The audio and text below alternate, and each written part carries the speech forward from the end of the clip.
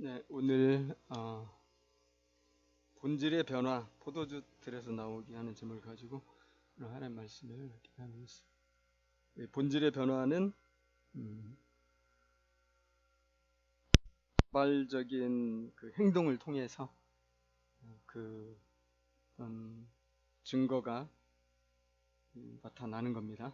그래서 본질이 변화된 사람은 반드시 행동이 변화되게 되어 있어요.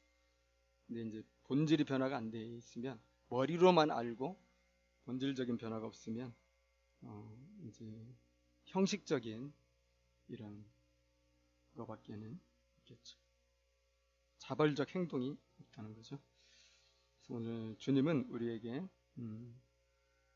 본질이 변화된 결과로서 자발적 행동으로 하나님의 종이 되기를 원하신다는 것을 우리가 알 수 있을 것입니다. 2000년대 초에 굉장히 유행했던 그런 인사말이 있습니다. 왜 그렇게 유행했는지 알 수 없지만 어쨌든 사람들이 만나면 그런 인사할 거야. 방송, TV, 뭐 라디오 이렇게 틀면은 반드시 그런 인사를 서로 주고받았어. 또 우리가 헤어진 가족들이 전화하면 꼭 그런 인사를 나누었었죠. 그 인사말이 뭡니까? 기억나는 인사말? 네? 그렇죠. 부자 되세요. 어느 순간 갑자기 없어졌어요. 여러분 그 말이 얼마나 그때 유행했습니까? 사람들이 다 입에 달고 살았고요. 아마 2000년대 초가 되면서 뭔가 새로운 꿈과 소망 이런 것들을 사람들이 다 가졌던 것 같고, 그래서 누구나 다 부자가 될 수 있다는 이 설레이는 목표를 가지고 또 서로 축복하면서 또 서로 안부를 묻고 그렇게 했던 것 같습니다. 그 말이 나온 지 거의 이제 20년 가까이 흘렀거든요. 사실 엊그제 같은데 그 말이 나온 지 한 20년이 흘렀어요. 그런데 여전히 그 흔적은 남아있고요. 요즘 누가 그런 말 안 하잖아요. 그 말 했다가는 그냥 한 대 얻어맞기 십상이지. 무슨 부자. 불가능한 얘기, 거의 불가능한 얘기. 저희 집 앞에 건너편에 그 부동산이 하나 있는데 부동산 이름이 부자 부동산이에요. 여전히 그 흔적이 남아있고, 그래서 그런지 다른 부동산들 보면 손님이 없던데 거기는 많이 들락날락 하는 것을 이렇게 보게 됩니다. 저는 그런 생각했어요. 와, 무슨 이런 인사를 이렇게 주고받지? 이거 너무 황당하다. 부자 되세요 하면 정말 다 부자 되나? 아니면 그냥 위안거리로 하는 말일까? 아니나 다를까 얼마 가지 않아서 우리는 부자가 될 수 없다는 것을 깊이 깨달았어요. 이 신자유주의 시대에 이 부자가 된다는 것은 거의 불가능하구나. 우리가 원하는 성공을 이루고 어떤 그 부를 소유하게 되고 하는 것은 아무나 하는 게 아니구나. 누가 합니까? 태어날 때 금수저 가지고 태어나는 사람이 부자가 되는 거예요. 사실 된다기보다는 부자로 태어나는 거예요. 태어날 때 부자로 태어나는 사람이 이제 부자로 인생을 사는 거지. 태어날 때 개천에서 태어나 흙수저 물고 출생한 사람이 절대 용이 될 수 없다는 거죠. 그래서 이 세상은 특별히 우리 한국은 지옥 같은 곳이구나 깨달았어요. 그래서 헬조선이란 말이 이제 또 유행을 하잖아요. 헬조선, 뭐 흙수저, 금수저, 최근에까지 계속되는 말들이. 그러면서 더불어 이제 지금은 조금 가라앉았지만 계속 유행되었던 말이 이제 뭐 소확행이라는 말이죠. 소소하고 확실한 행복. 또 뭐 딩크족, 또 뭐 욜로족 다 알잖아요. 욜로족, you only live once. 우리의 삶은 한 번뿐이니까 우리 이 땅에서 확실하게 행복하게 살아야 되지 않겠냐. 그러다 보니까 이제 딩크족 같은 것도 나오고. 딩크족은 뭔지 알죠? DINK, 더블 인컴 노 키드. 부부가 결혼했는데 수입 맞벌이 보통 하니까 수입이 2배잖아요. 근데 거기다가 아이를 낳잖아요. 그러니까 양육비가 안 들고요. 정말 살만한 세상이 되는 거죠. 그래서 그런 말도 나왔어요. 근데 이런 소확행이라든지 딩크족이라든지 이런 것들은 사실은 굉장히 패배주의 발상에서 사실 나오는 거거든요.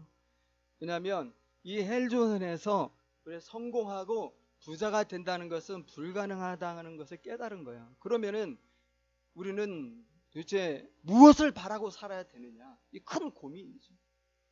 인간이라는 존재는 그 의미로 살아가거든요. 의미가 없으면 우리가 보람을 못 느끼고, 보람을 못 느끼면 내가 왜 사는지 모르겠다는 생각을 하거든요. 이런 것이 오래 가면 이제 우울감이 생기고 우울증으로 가게 되고요. 염세주의에 깊이 빠지게 되고요. 다른 동물은 그렇지 않은데 인간만이 의미를 찾아요.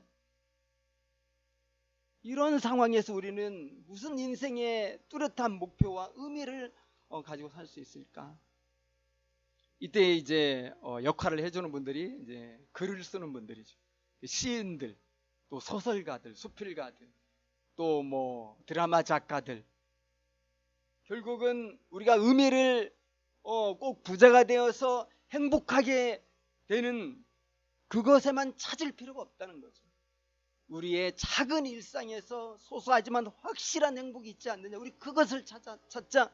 그거면 우리는 살만한 이유가 된다. 그것이 우리가 뭐 그게 성공해서 돈을 많이 벌어서 우리가 누리는 걸 마음껏 할 수 있는 이런 행복은 없을지라도 그것만 행복이 아니다는 거예요. 작은 곳에도 소중한 행복이 있고 소소한 행복이 있다. 그죠? 아침에 클래식 음악 들으면서 커피 한 잔 먹을 때 이때 얼마나 우리가 행복한가. 자녀들끼리 함께 모여서 차린 건 부족하지만 오순도순 담소하며 저녁 식사를 같이 할 수 있다면 이것도 얼마나 행복한가요. 이 코로나19가 준 행복 중에 하나잖아요. 그래서 점점 자기 세계로 들어가는 거예요.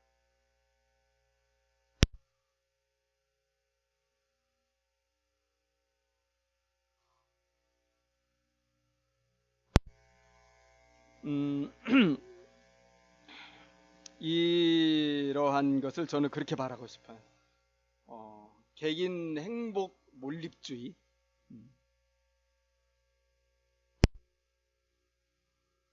여기에서 인생의 의미를 찾는 거예요. 살아갈 이유를 찾는 거예요. 꿈도 과거 꿀 수 없어요, 이 세상에. 그러면 결국 우리의 존재의 의미는 개인 행복에 있다. 행복 몰입주의를 줄여서 하면은 좀 살벌한 말이 되더라고요. 개행주.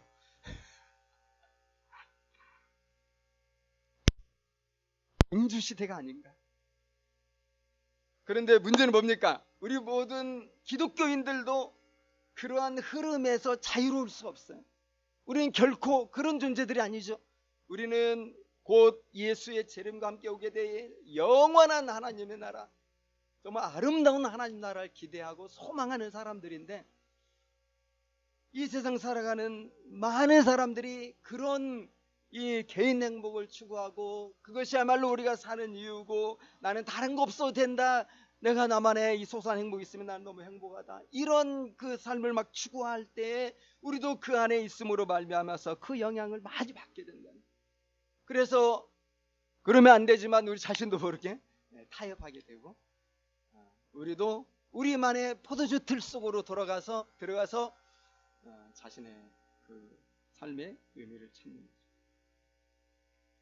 여러분, 그러한 삶의 모습을 살았던 구약의 대표적인 인물 가운데 한 사람을 꼽아보라고 한다면 저는 이 사사시대를 살았던 기드온을 꼽을 수 있을 것 같아요.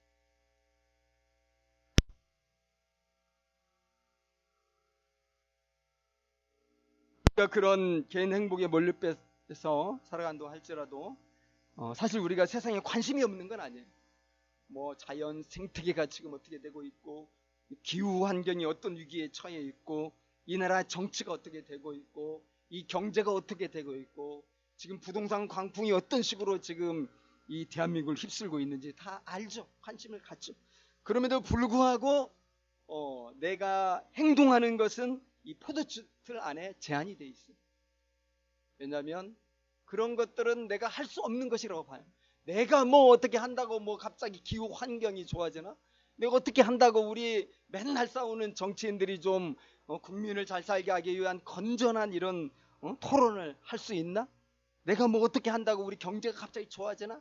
우리는 이제 그런 건 알고는 있고 인식은 하고 있음에도 불구하고 내가 어떻게 할 수 없는 것이라는 것을 너무 잘 알기 때문에 결국 우리는 자꾸 시야가 좁아져서 자기만의 세상을 갖게 되고 자기만의 포도주틀로 이게 들어가게 되고 개인의 행복을 우선적으로 추구하는 이런 행동 거기에 갇혀 있는데 그런 모습이 기드온에게도 나타나고 있다는 거죠.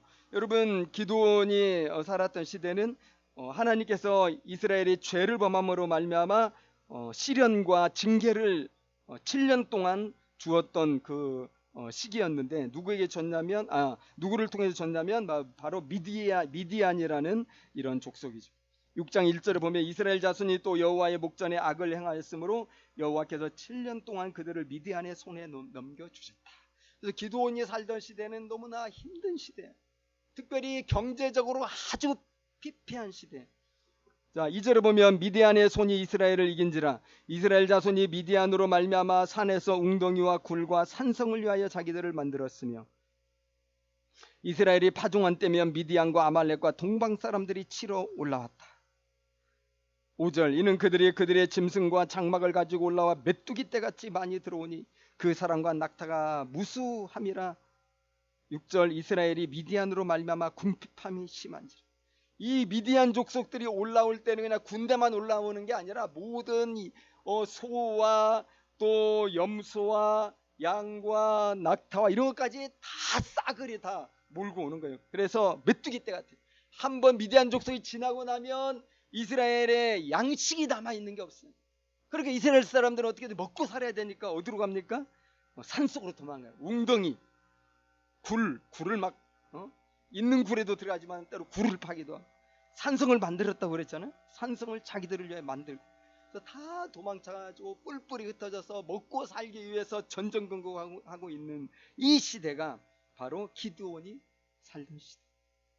정말 어려운 시대죠. 정치는 실종되고 경제적인 형편은 완전히 땅바닥이고 살아가는 것조차 버거운 시대. 그게 7년 동안 계속되는 거죠.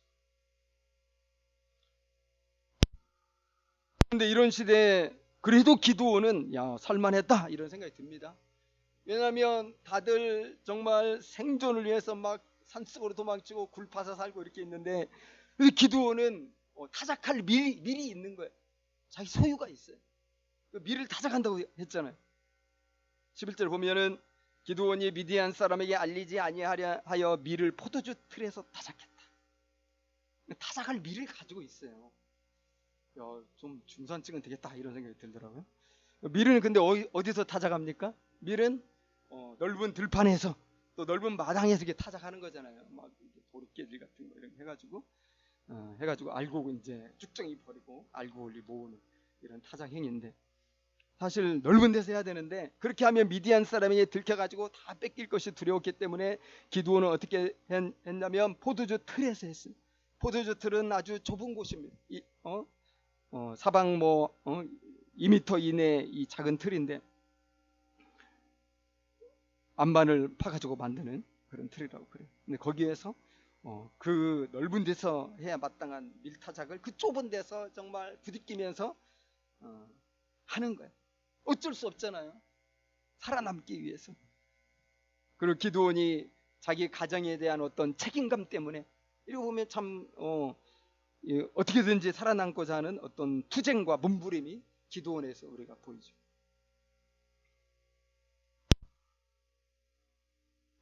그럼에도 불구하고 기드온은 의식이 없는 사람이 아니에요. 뒤에 이제 하나님과 대화하는 거 보면은 그 뭐냐면 그에게 하나님에 대하여서 많은 상한 마음을 가지고 있어요. 도대체 하나님이 계시는데 우리 민족은 왜 이런 고난에 처하게 됐는가? 왜 우리들은 이렇게 경제적으로 핍절하고 우리는 이렇게 정치적으로 혼란한 가운데 어려운 시기를 살게 됐는가 하는 거에 대해서 답을 찾지 못하고 있어요. 분명히 1절은 그랬죠. 악을 행하였기 때문에 그것도 여호와의 목전 앞에서 그 악행을 했으므로 하나님이 심판한 건데, 그런 식으로 이제 해석은 하지 못하고 현실이 너무 어려우니까 어떻게 하나님 우리에게 이럴 수가 있지? 하나님이 정말 우리를 사랑하신다면 왜 이렇게 어려운 일이 계속해서 오랫동안 되는 거지? 하나님에 대해 상한 마음, 해결되지 않은 어떤 영적 고민, 굉장히 심각한 거죠. 하나님은 우리 하나님의 사람들이 그렇게 살기를 원하시지 않아요. 포도주 틀에 갇혀가지고 계행주 내지는 그와 유사한 어떤 그 틀에 갇혀가지고 자기만의 세계 속에서 자기만의 행복을 위해 살아가는 걸 하나님 원하시지 않죠. 물론 우리가 오해해서는 안 되죠. 우리 행복이 필요한 거죠. 행복이 없으면 되겠어요? 당연히 행복은 우리에게 필요하지만 그것이 하나의 나의 삶의 이유가 되면 안 된다 이거예요. 하나님은 포도주 틀에서 나오라고 하십니다. 그리고 말씀하십니다. 너는 그 포도주 틀에서 그 너만의 조그만 세계 안에서 그렇게 삶을 위해서만 그 투쟁하는 그런 삶으로 너는 살 사람이 아니다 이거죠. 너는 누구냐? 너는 이스라엘을 구원할 큰 용사라는 것입니다. 큰 용사여 여호와께서 너와 함께 계신다. 포도주 틀에서 나와라. 이 넓은 세상으로 나와서 저 미디안 족속을 향하여서 서라, 대항해라, 그러는 거죠.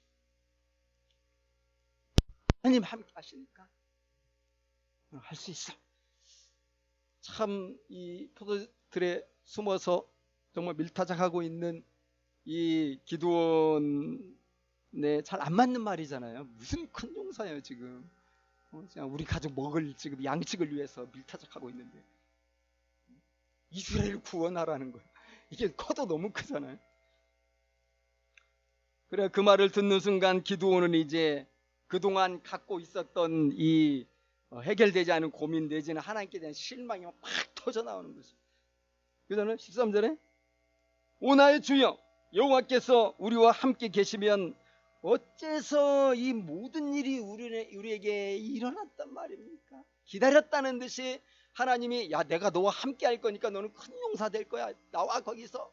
그러니까 당장 하는 말이 나오지는 않고 하나님 함께 계신다고요? 진짜 맞는 말이에요? 하나님 함께 계시다면 왜 그런데 우리 민족은 이런 고통 가운데 처해지게 되고 왜 나의 삶은 이렇게 속된 말로 이렇게 찌질하단 말입니까? 계시다면 지금 내가 이렇게 우리가 우리나라가 이 세계가 이러면 안 되죠. 필요 하나님을 향하여서 막 항의했어. 또 다른 문장으로 이어지는데 또 우리 조상들이 일찍이 우리에게 이르기를 여호와께서 우리를 애굽에서 올라가게 하신 것이 아니냐 그 모든 이적이 어디에 있나이까. 그러면서 스스로 결론을 맺습니다. 이제 여호와께서 우리를 버렸습니다. 미디안의 손에 우리를 넘겨줬습니다. 완전히 이게 뭡니까? 이 영적인 패배주의예요. 이제 내 신앙은 실패했다. 우리의 믿음은 실패했다. 나의 그동안 신앙생활은 이제 끝났다.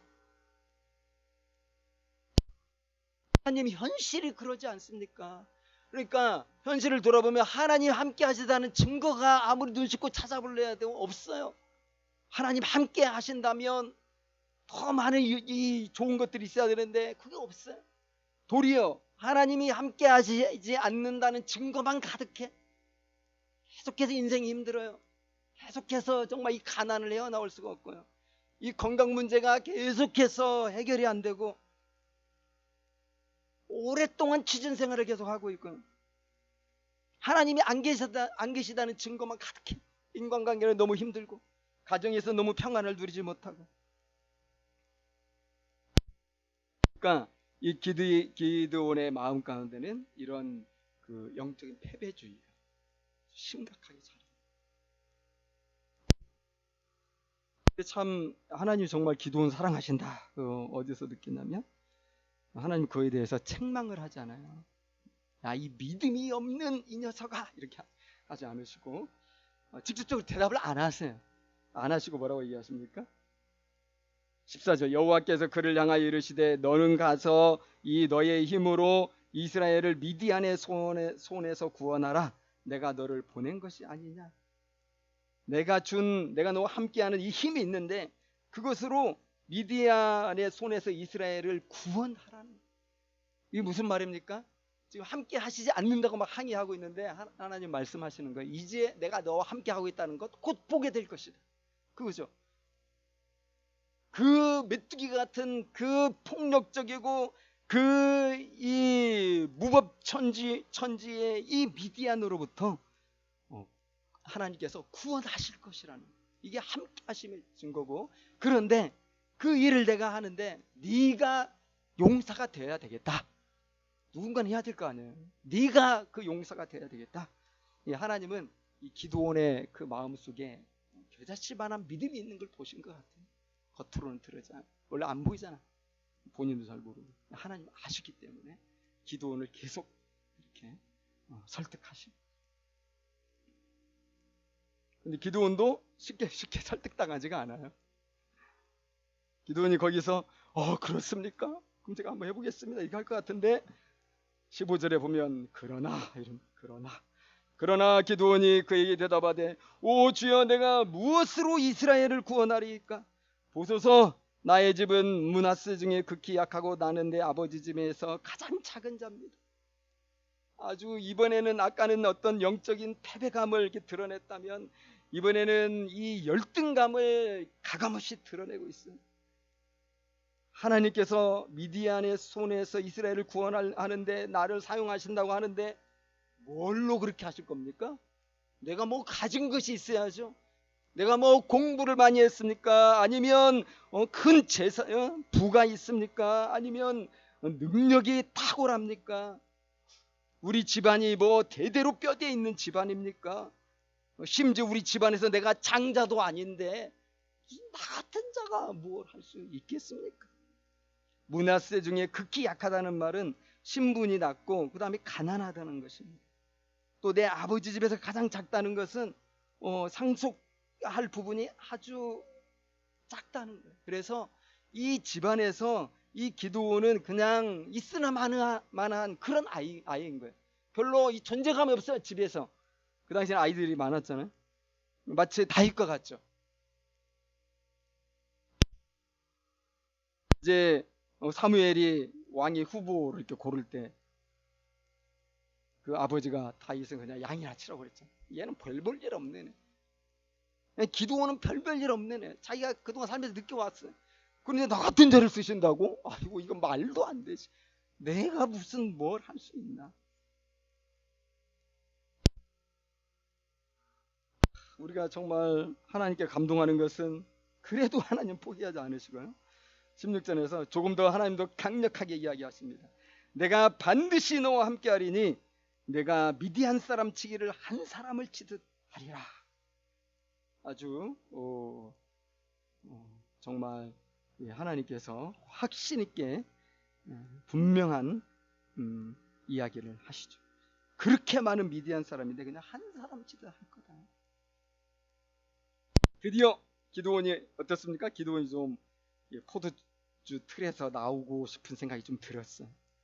그럴 때 한 가지 조건을 붙였지. 만일 17절에 만일 내가 주께 은혜를 얻었사오면 나와 말씀하신 이가 주 되시는 표징을 내게 보이소. 이제 증거를 달라는 거야. 지금 하나님이 말씀하신 약속, 뭐 미디안을 한 사람 치듯 하고 하는 것들은 사실 너무 이렇게 큰 거잖아요. 또 허황되게 느껴지기도 하고. 그러면 하나님 그걸 내가 할 수 있다는 증거를 한번 보여주시면 내가 한번 할 수도 있을 것 같습니다. 그런 얘기죠.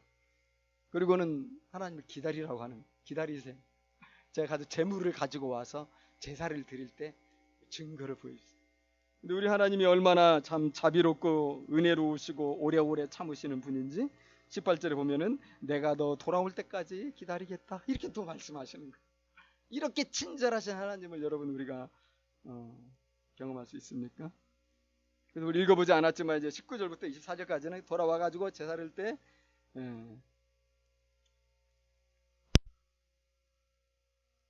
하늘에서 불이 내려오죠. 불이 바위에서 나와가지고 불도 피지 않았지만은 고기와 무교병을 다 살라 하나님이 그것을 받으셨어요. 이것이 바로 내가 너와 함께하는 축가다. 이 기드온이 또 그걸로 이제 나설 줄 알았는데 또 안 돼요. 그래서 25절에 보면 그날 밤에 여호와께서 또 하나님이 나타나시고요. 그걸로 끝나는 게 아니에요. 36절에 보면은 우리가 잘 아는 그 양털 시험 있잖아요. 양털 시험에 또 표징을 하나님이 주시죠. 기드온이 원하니까. 기드온이 이 포도주 틀에서 나와가지고 하나님의 용사가 되는 것은 사실 많은 이 과정이 필요했다는 것을 우리가 알 수 있어요. 그만큼 여러분 힘든 거라는 거죠. 이 포도주 틀은 그냥 포도주 틀이 아니라요. 이 영적인 패배주의와 그 다음에 이 자기만의 어떤 행복 이 몰입이라는 이 가치로 이 패배주의야. 그 다음에 열등감이죠. 열등감으로 잘 짜여진 포도주 틀이에요. 그렇기 때문에 이 포도주 틀이 그냥 쉽게 그렇게 깨질 수도 없고요. 거기서 나오는 것도 그렇게 어려운 거예요. 오랫동안 그렇게 살아왔어요. 그래서 이런 포도주 틀에서 깨어서 나와서 새로운 하나님 나라의 세계와 사명인의 세계로 가려면은 무슨 일이 있어야 되냐면 무슨 일이 있어야 되죠? 하나님을 만나야 되는 거죠. 살아계신 주님을 만나는데 그 만남의 과정이 성경에 보면은 아주 이 전격적인 만남이 있어요. 사도 바울이 부활하신 예수님 만나고 한순간에 바뀌죠. 그런 게 있는가 하면 또 오늘 기드온처럼 여러 번의 과정을 거쳐서 점점 이렇게 변화되는 이러한 만남들이 있죠. 이게 있을 때 우리가 우리의 본질이 더 확실하게 변화되면서 자발적인 행동이 드디어 나타나게 돼요. 여러분 우리가 그 사람이 변화되었다 변화되지 않았다 뭘로 알 수 있어요? 행동을 보고 알 수 있는 거예요. 우리 가끔 그런 얘기 주변에 할 수 있잖아요. 야, 너 변했나 보다. 우리가 그런 말 쓸 때는 어떤 때 쓰죠? 얘가 행동이 내가 말하지 않았는데 만약 자녀라면 내가 말하지 않았는데 막 알아서 공부하겠다고 하는 거예요. 교회 성도라면 목사가 말하지 않았는데 정말 자발적으로 해야 될 일을 와서 하는 거예요. 말하지 않았는데 우리 아이가 갑자기 편식을 줄이더니 나 골고루 먹을 거야 이렇게 얘기를 하는 거예요. 변했네? 우리 이렇게 말하죠. 뭔가 일어난 거예요. 자발적 행동은 그냥 나오는 게 아니고요. 본질적인 내면의 변화가 확실히 있을 때 자발적 행동이 나오고 그 자발적 행동은 누구나 알아볼 수가 있어요. 제가 억지로 하는 게 아니라 얘가 진짜 변했네. 그냥 알아서 하는 거예요. 어떤 의무가 막 할 수 없어서 하는 게 아니라는 거죠. 그런데 그런 자발적 행동을 이끄는 그러한 이 본질적인 변화는 오직 하나님을 만날 때 그것이 가능합니다. 결국 기드온은 우리 잘 아는 것처럼 미디안을 다 물리치잖아요.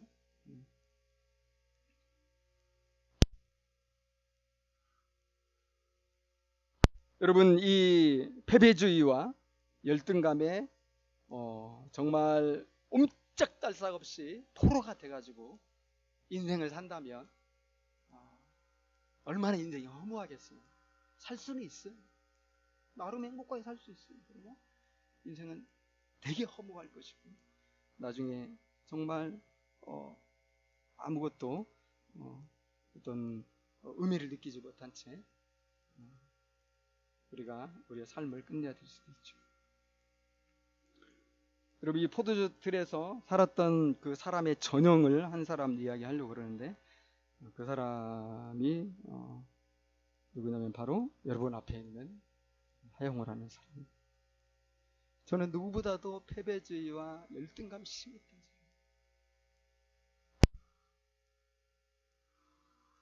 그렇게 할 수밖에 없었던 것은 제가 살아온 가정 환경이 너무나 열악했어요. 정말 미디안의 메뚜기 떼에 의해서 이스라엘이 완전 쏙밭이 된 것과 같죠. 저희 가정에 시련이 왔죠. 그래서 이남 5년대 아버님이 제가 초등학교 1학년 때 돌아가셨어요. 아버님이 사업을 하시는 분이니까 저희가 못 살지 않았어요. 한 집도 있고요. 마당이 넓은 집도 있었고요. 그런데 보통 사업은 빚내서 하잖아요. 근데 갑자기 돌아가시는 이건 아무도 알 수가 없는 거잖아요. 40대 초인데 한참 젊을 때인데 지금 저보다 훨씬 어릴 때 우리 아버님이 돌아가셨는데, 그러니까 이제 빚이 엄청나게 있는 것이고 빚쟁이들이 이제 독촉하기 시작하는 거죠. 빚다가 팔아. 우리 어머님이 할 수 없이 누구 의지할 사람도 없고 집을 다 팔아가지고 빚을 다 갚았어요. 근데 어머님이 늘 후회하는 게 뭐냐면, 야, 그때 내가 그 집을 파는 게 너무 후회가 되네. 그거 어떻게 하는지 그 집만 내가 가지고 있었다면 좀 나았을 텐데. 이 집 팔고 저희는 이제 막 전전긍긍했죠. 월세살이 하면 여기 이사 많이 다녔어요. 집이 없으니까. 그런 그 시련이 오면서 저는 이제 제 마음대로 살기 시작했죠. 아무도 저에게 어떤 뭐라 그럴까, 어떻게 살아야 된다 이런 얘기를 못 해줬던 것 같아요. 우리 어머님이 정말 새벽부터 일어나가지고 밤늦게까지 일하시고, 또 위에 누님과 형님들이 있지만 고등학교 졸업하면서 다 일터로 나가고. 그러니까 제가 공부에 대해서 동기부여를 잘 받지 못했어요. 말하자면 왜 공부해야 되는지에 대한 어떤 설득력 있는 친절한 얘기를 좀 드려야 되잖아요. 그런 일 못 들은 것 같아요. 그리고 잔소리는 들었죠. 당연히 공부해라 뭐 이런 잔소리를 들었겠지만 제 마음에 변화를 일으키지 못했다. 그런데 고등학교 3학년 때 그 담임 그 선생님이 저에게 그런 역할을 해줬어요. 내가 공부해야 되겠구나. 제가 공부하려고 하면은 저를 엄청 격려를 해줬어요. 저는 공부를 이제 안 했고 안 하니까 당연히 못하고, 그래서 저는 대학 갈 생각을 하지를 못했어요. 당연히 실업계 고등학교를 제가 다니고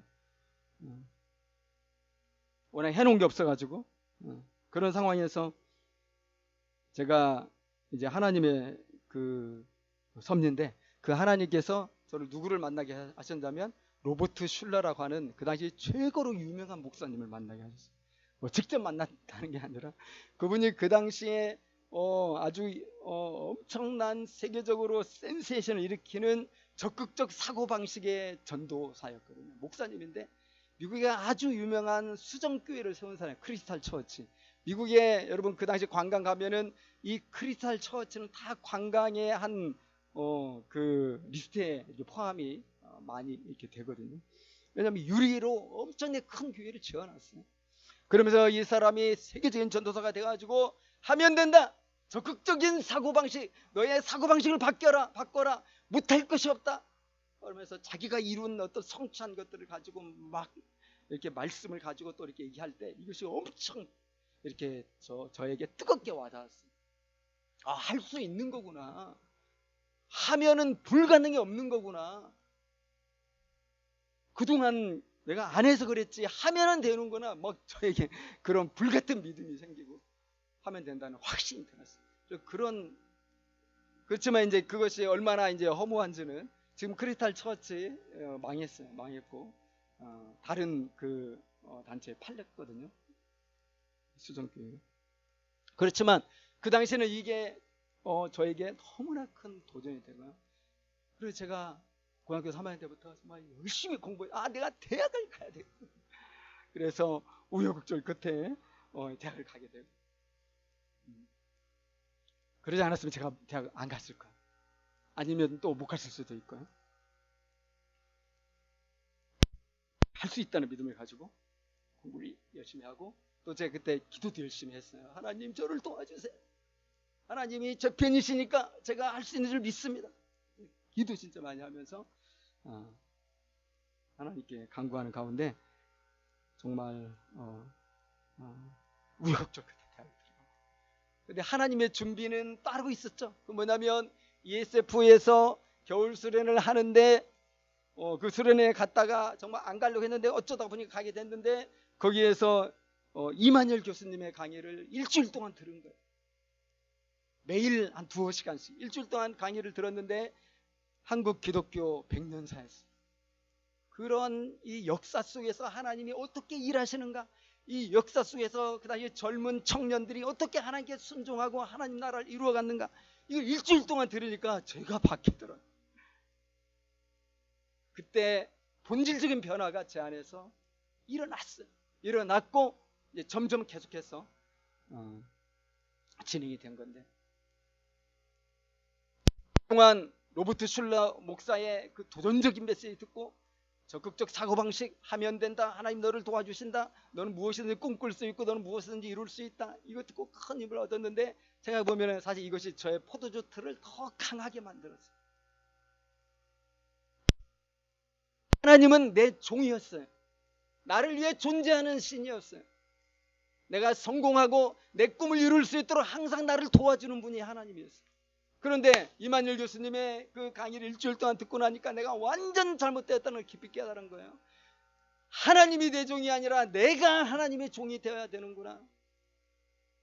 하나님이 내 뜻에 순종하는 것이 아니라 내가 하나님의 뜻에 나를 복종시켜야 되는 거구나.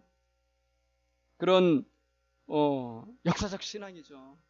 기복적이고 개인주의적 신앙이 아니라 온 세계를 구원하신 하나님의 역사 속에서 나의 부르심이 있다는 믿음을 그때 비로소 갖게 되면서, 무슨 막 이 불이 내려온다든지 뭐 하나님 음성을 들었다 이런 건 없는데, 그 강의를 일주일 동안 들으니까 제 안에서 변화가 일어나더라고요. 그래서 아까 본질적인 변화는 자발적 행동을 가져야 된다고 그랬잖아요. 그뒤로 제가 어떻게 변했냐면은 1학년 때 ESF는 1학년 2학기 때 다니기 시작했어요. 근데 친구 때문에 가게 됐는데 그때는 가기 싫었어요. 겨울 수련회 가기 전까지 또 선배도 오라니까 가고 찾아오니까 할 수 없이 만나고 뭐 이렇게 억지로 사실 ESF 생활을 했거든요. 누가 성경 공부 좋아해요? 지금이나 뭐 그때는 안 좋아해요. 성경 공부 재미없잖아요. 근데 그래서 안 갔는데 어쩌다 가고 뭐 이랬는데, 이 겨울 수양에서 그 서울 남서울교회에서 일주일 동안 하는 이 수양회를 참여하고 이만열 교수님 강의를 듣고 나서부터는 제가 어떻게 변했냐면 자발적으로 그냥 헌신을 하더라고요. 그때부터 ESF 진짜 열심히 했고요. 열심히 정도가 아니에요. 내가 이 캠퍼스를 내가 개척하겠습니다. 개척이 안 된 캠퍼스를 개척하겠다고 나서고 거기에 셀 리더로 그냥 자발적으로 제가 하겠습니다, 목사님. 그렇게 하면서 하고, 저도 모르게 그게 너무 재밌더라고요. 너무 재밌고 이게 내가 할 일이고 하나님 나를 부르셨고 이것이 나를 향한 하나님의 놀라운 계획이고, 즐겁게 그렇게 하면서 여기까지 왔어요. 그 연장선에서 저 여기까지 있는 거예요. 근데 뭡니까? 하나님의 성령께서 내 마음에 깊은 감동을 주신 거예요. 야, 인생은 그런 거 아니다. 그래서 제 본질이 변화되고 그 결과로서 그런 자발적인 행동이. 여러분, 열등감은 두 가지로 표현이 되는 것 같아요. 우리가 포도주 틀 안에 있으면 있을수록 우리 열등감은 더 자기를 보호하는 쪽으로 발동을 해요. 그러니까 포도주 틀 안에서 더 깊이 있게 돼요. 나는 할 수 있는 게 많지 않으니까 나는 그냥 내가 가지고 있는 이 조그만 밀이라도 내가 먹고 살아야 되겠다. 이 밀을 먹으면서 내가 좀 인생을 즐겨야 되겠다.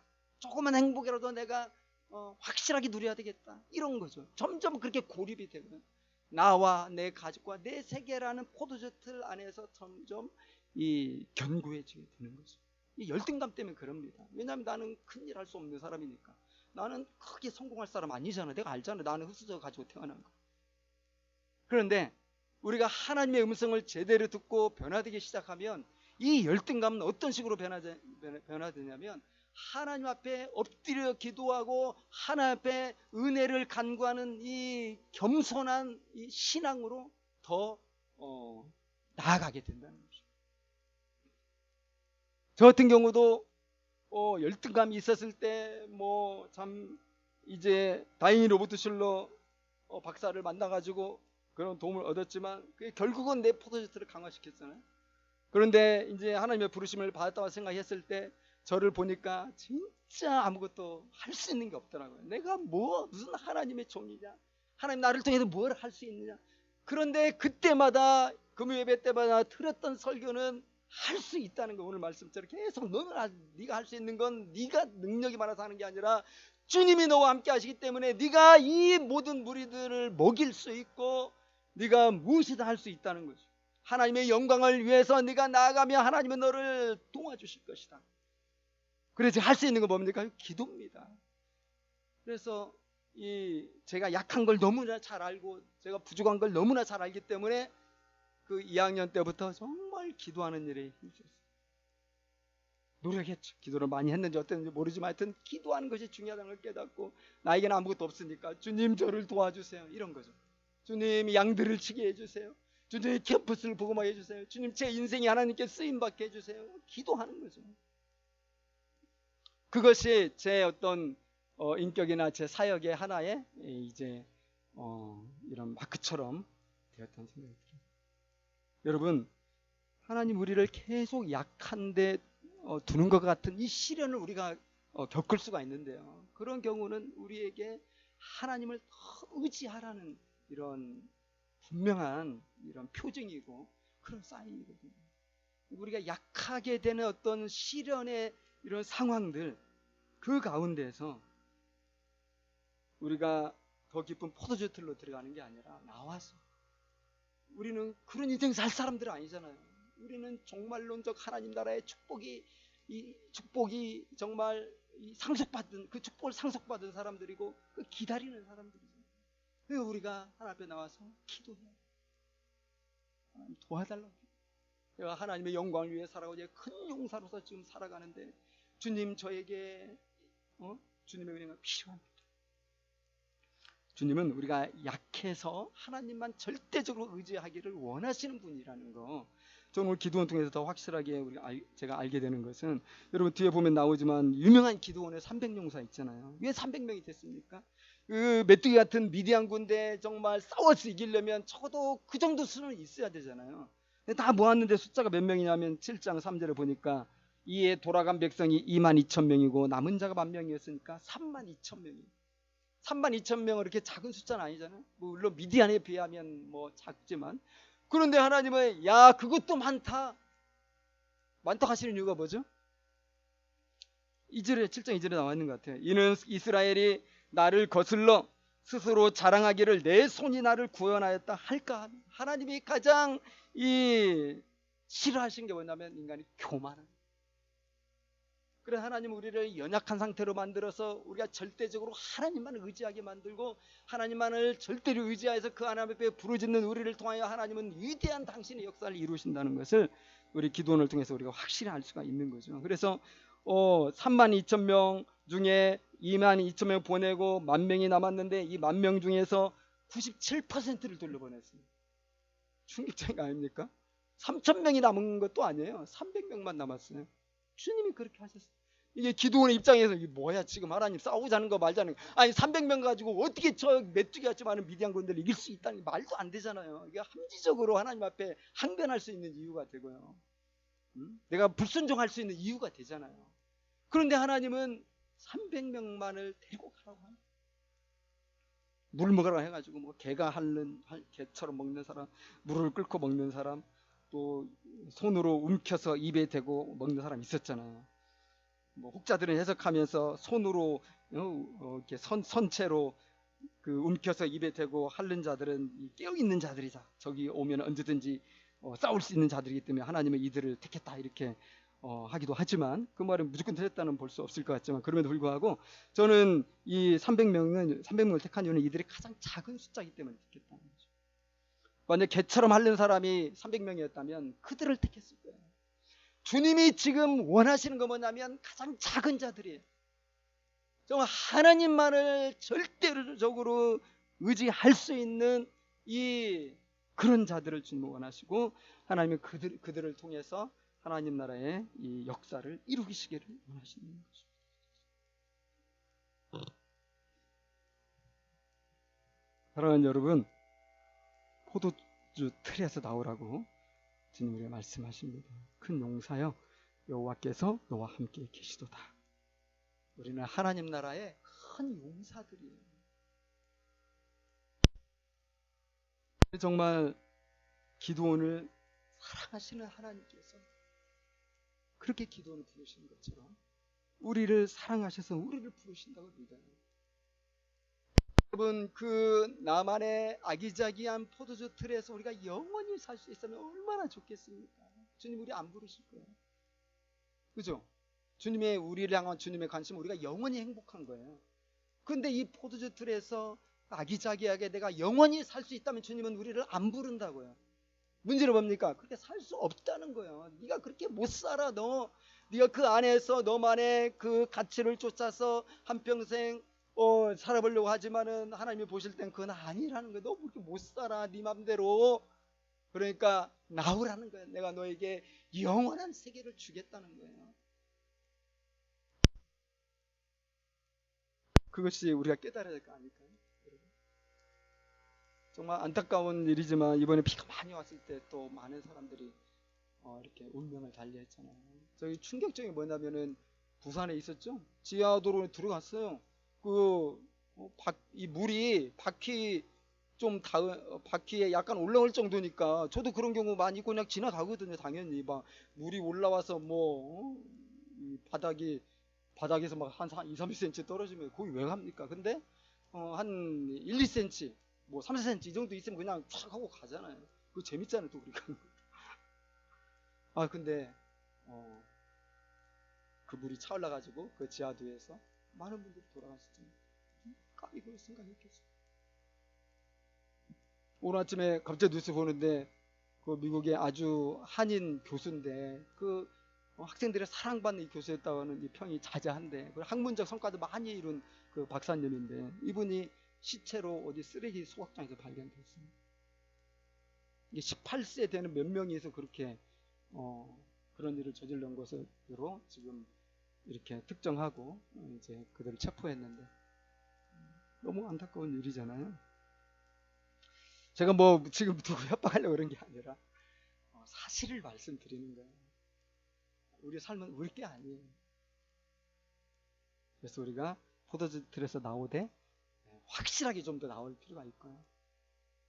근데 이 변화라는 것은 하나님의 은혜 안에서 우리가 이루어야 되고 하나님의 은혜 안에서 우리가 변화가 되면 내 행동이 바뀌거든요. 내가 안 바뀌고 싶어요.